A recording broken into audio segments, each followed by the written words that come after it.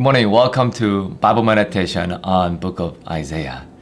Today we're going to look at Isaiah chapter 7. In this chapter, the Syrians and Ephraim, the northern kingdom, they were trying to pressure Judah into an alliance against Assyria. Because you have to understand that the northern kingdom and the southern kingdom, they're divided. And the southern kingdom is Judah, and the northern kingdom is Israel. And they were divided. And so here the northern kingdom says, hey, why don't we join hands together and destroy the Syrians? Because they're more powerful. But the king Ahaz refused, the southern kingdom in Judah, because he has secretly made treaty with Assyria, the foreign nation. And king was playing power politics. So in this time where God sent a message to Isaiah, and God says, don't be afraid. In fact, I'll show you a sign to let you know that God is with you. And Isaiah chapter 7 verse 14 says this, therefore the Lord himself give you a sign. Behold, the virgin shall conceive and bear a son, and you shall call his name Emmanuel, which means God with us. And this is exactly what's quoted back in book of Matthew, isn't it? Emmanuel, Jesus Christ, God with us.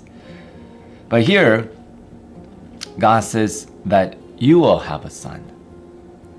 And some scholars says that Isaiah actually married a second wife because his first wife died and she was conceived as a virgin.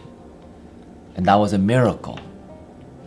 And to show the king Ahaz that God was with him. But unfortunately, King Ahaz did not believe in God, and he did not trust the Lord. He thought the Syrian is going to protect them. When the northern kingdom, they said, join hand with us. That perhaps if he actually did join hand with the northern kingdom, Israelite will be unified again, just like North Korea and South Korea join hands together to fight different nations. But King Ahaz did not do that because of his fear. He trusted the Syrians. And so because of his fear and disbelief, as a king, as a leader, his people have suffered. And so here what we can learn is this. Leadership is not easy. It's not easy because you have to make the choice and that you have to lead them into a path. I still remember when I was in mission training, we were in the mountain and I was a leader, and we were actually taking leaders to guide the group of people. But I don't know the road. All they gave me was a map and a compass. I don't know where to go. I've never used the compass. I can't read this map. And so I was leading them by blind faith, not knowing where to go and what to do. And people were frustrated and we got lost. And so I say, I can't do this. Somebody else needs to do this. And that's what it is. Leadership is tough. You have to make tough decisions. And especially you as a parent, you have to make tough decisions as well. Things that what children doesn't want to do, you have to make that decisions. And so I want to encourage you. If King Ahaz, as a leader, if he sought the Lord and he listened to God, his people will be safe and they will be blessed. But he didn't listen to God. And so what you and I have to do is we need to listen to God. We need to seek God more than anything else, because ultimately you are not the leader. You are a leader, but you are not the leader. God is your leader because He knows the future and He knows what is best for you.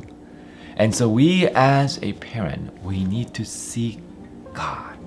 And when we seek the Lord and we know that this is God's will, then we need to trust God and walk in that path.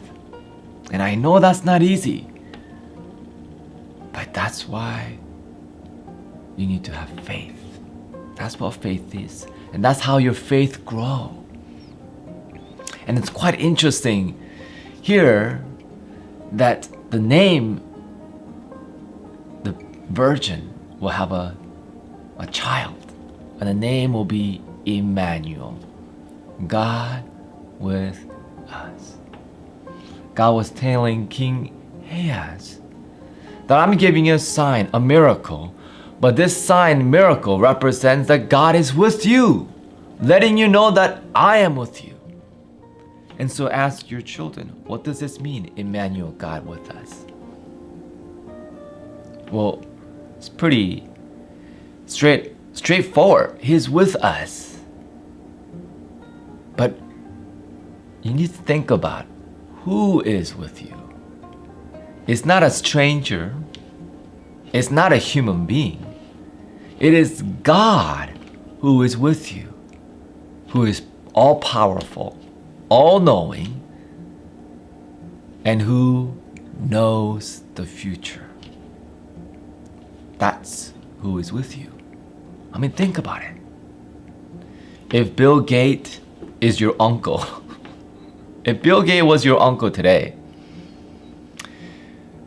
will you be fearful of starvation?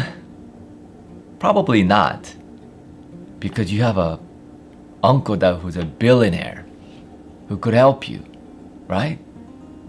And that's what God was trying to tell Ahaz, that God is with you, who's all powerful, who's all knowing, and who loves you.